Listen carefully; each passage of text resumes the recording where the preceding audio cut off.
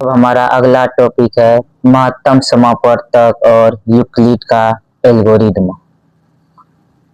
तो सबसे पहले जानेंगे महत्तम समापवर्तक क्या होता है।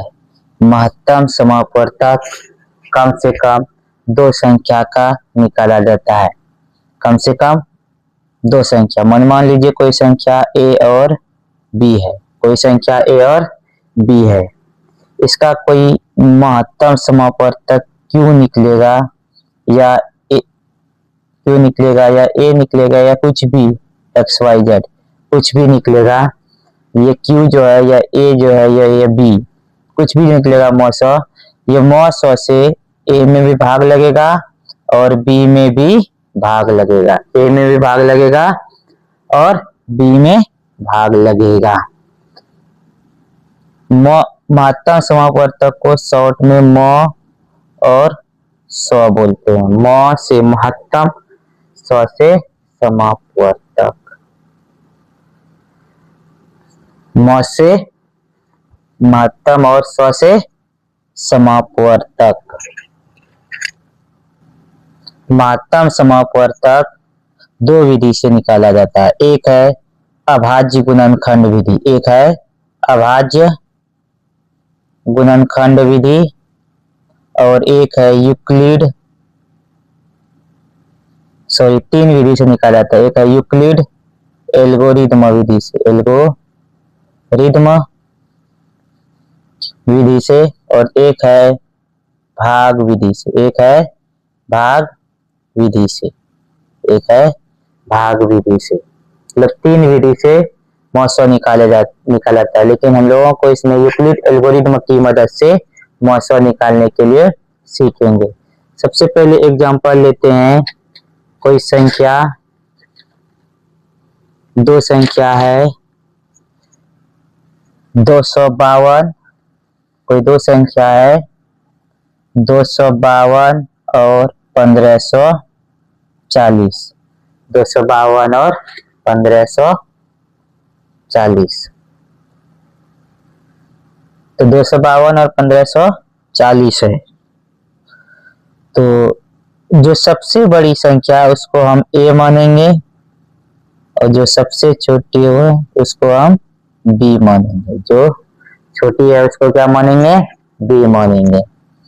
तो चलो निकालने के लिए सीखेंगे। तो सबसे पहले a बराबर हमको लिखना है BQ प्लस R, a बराबर BQ प्लस R, जो यूक्लिड का थ्योरम, यूक्लिड का थ्योरम। a के जगह पे ये क्या होता है? a होता है भाज्य, b होता है भाजक, q होता है भागफल और r होता है शेषफल। इधर हम भाग देके देखते हैं। 252 भाग देंगे इसमें 1540 में, 1540 में हम 6 बार पढ़ते हैं। 252 गुना 6 करते हैं तो 6 दूनी 12, 6 पंच 30, 6 दूनी 12, 2 हासिल 1, 6 पंच 30, 31, 6 दूनी 12, 12 3 15, 12 3 15। तो 1512 कितना बार खाया? 6 बार खाया। इसको घटाएंगे, 0 में 2 नहीं घटेगा, क्या करेंगे? पहचानेंगे इधर बगल वाला से, एक दाई हो जाएगा 10, 10 में 2 8। यहाँ कितना बचा? 3, 3 में 1 2, 5 में 5 शून्य, 1 में 1 शून्य। तो कितना बचा? 28। तो ये मेरा R हो गया, ये मेरा क्या हो गया? Q हो गया, और ये मेरा B है और ये मेरा A है। ठीक, तो हम लिखेंगे 1540 बराबर B 252 गुना 6 प्लस 28, 252 गुना 6 प्लस 28। अब अगला स्टेप, ये स्टेप 1 हुआ। अगला स्टेप 2, स्टेप 2 में जाएंगे। 252 को A के जगह पे लिखेंगे, इस 28 को B के जगह पे लिखेंगे उसके बाद हम देखते हैं 28 को भाग देंगे 252, 28 को भाग देंगे 252 में, तो 8 तो मरतबा खिलाएंगे, 8 अठी 64, 8 दूनी 16, 16 और 6 22, 16 6 22, 2 में 4 नहीं घटेगा, एक पैसा लेंगे इधर से, 12 12 में 4 8, यहाँ बचेगा 4, 4 में 2 2 0, तो 8, फिर बचा 28, फिर कितना बचा 28, 9 बार में खा सकता था, 9 बार में, कितना बार में 9 बार में करेंगे, तो 9 8 72, 9 पचे 9 दूनी 18 7 25, मतलब 9 बार में, कितना बार में 9 बार में प्लस 0 प्लस 0, तो जब यहाँ r 0 हो जाए तो वहीं पे हमारा स्टेप को रोक देना और आगे नहीं बढ़ना, और जो यहाँ बी होगा वही मेरा क्या हो जाएगा, SCF हो जाएगा, वही मेरा क्या हो जाएगा, SCF हो जाएगा। तो SCF बराबर हो जाएगा 28, SCF बराबर कितना होगा 28 होगा। इसी तरह हम यूक्लिड एल्गोरिथम का मदद से हम लोग SCF निकाल सकते हैं। एक और एग्जांपल लेते हैं,